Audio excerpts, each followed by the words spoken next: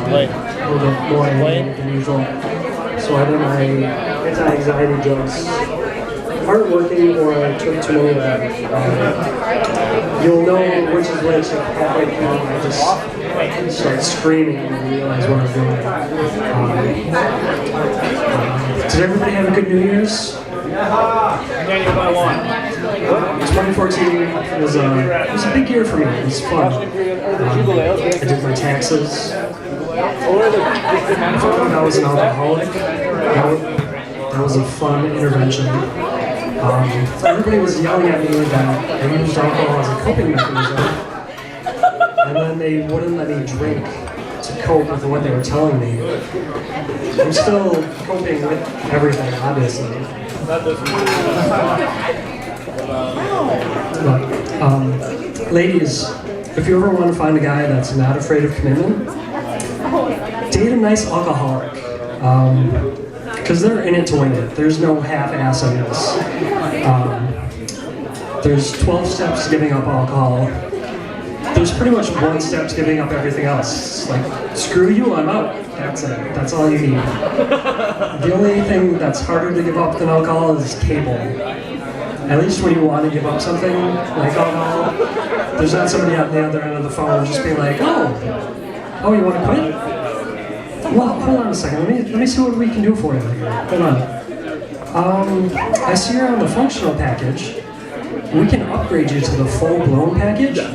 It'll be the same cost per month, but you're going to get twice as much alcohol. It's going to be better quality. How does that sound for you? No, that doesn't sound good at all. I want to stop. And I'm just like, oh, well, our manager Chet just walked by. He said that we can actually throw in a free DVR for you too for 6 months. How does that sound for you? I'm like, yes. That sounds amazing. Please sign me up for that. Now we're talking. And that's what I am at this point. I'm a functional alcoholic. I'm the kind of person who can still go to work and do things, but I'll still drink wine straight out of I'll drink it straight out of the bag. When I'm making myself a mixed drink, I'll take a slug off of the whiskey just to make sure it hasn't gotten sour or gone bad.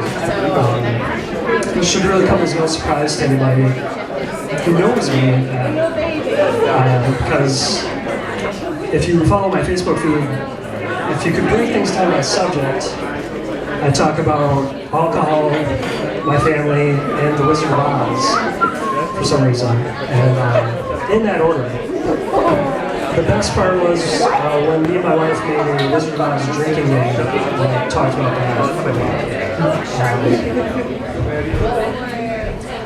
But I think the whole thing started when my wife got pregnant for the first time. She was newly pregnant. We went out to eat for her birthday. I took her to a nice restaurant. Wanted to do something special for her. But I still ordered drinks as if she was able to drink with me when we were still a couple that wasn't pregnant. And so I ordered a cocktail for myself, and then I ordered a full bottle of wine for the both of us. And not realizing that, one, she couldn't drink, and two, not realizing that if you've got a wife who is pregnant with morning sickness, you shouldn't take her to a sushi restaurant. So she spent most of the meal in the bathroom with morning sickness, just throwing up. And I had about $50 worth of sushi by myself and another $50 bottle of wine by myself. And so she came out, she was ready to go. I had finished everything and I was ready to go. And we were driving home, and the sushi and the wine had decided to make a science fair volcano in my stomach. And I was just able to get the window down, and before everything erupted, she caught a whiff of that, and she needed to pull over, and then the morning sickness caught up with her. And so we were both throwing up out the sides of the windows, hoping the cop wasn't going to drive by. And I was just like, oh, I'm so sorry, dear, I'm so sorry. Happy birthday. And she's like, I hate you. And at that point I realized, like, I could do this every week. And she'd just have to drive me everywhere. She literally drove me to and from drinking. And so she had a kid.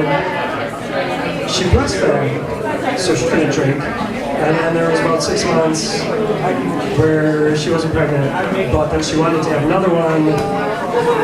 She got pregnant, she breastfed for another year. She was my designated driver for about 5 years, which really led to everything.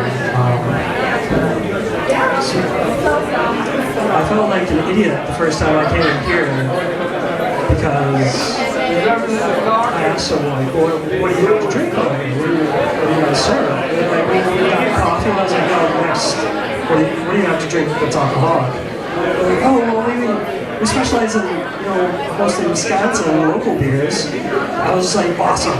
Here's $5, give me 4 Old Milwaukees, and you can keep the rest as a tip. That's just for you. They were like, no, they were like craft beers. I was like, okay, Old Milwaukee Ice. They're like, no, like microbrews. I was like, give me 8 cans of micro Old Milwaukee. And they're like, no. I was like, fine, you don't have Old Milwaukee. What do you have hard liquor? Do you serve that? And they're like, yeah.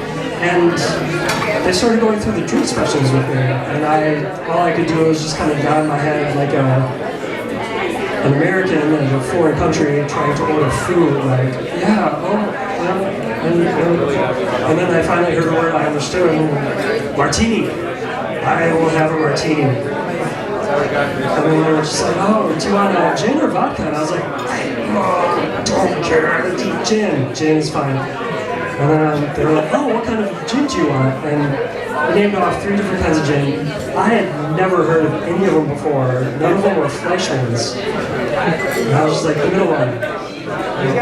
It's just right. The middle one is just right. And that's not a bash on the bartenders at all. I love you guys who are working here. Please do not spit in my drinks going forward. I'll drink them anyway, it's just I prefer not to have spit them. When I make a martini at home, it doesn't matter what's in it, gin or vodka. I just have a jug of something, and then I have a jar of olives, and it's really the olives that make the martini. Just take a slug, and then I'll take an olive. Take a slug, take an olive. It doesn't matter what's in the jug. It could be vodka or gin, whiskey, Head Mad Dog 2020, wine, whatever, it doesn't matter. And so, when I was deciding that I wanted to stop and I was to play it, my wife had asked, well, do you want to try a support group? Do you want to go to AA or something?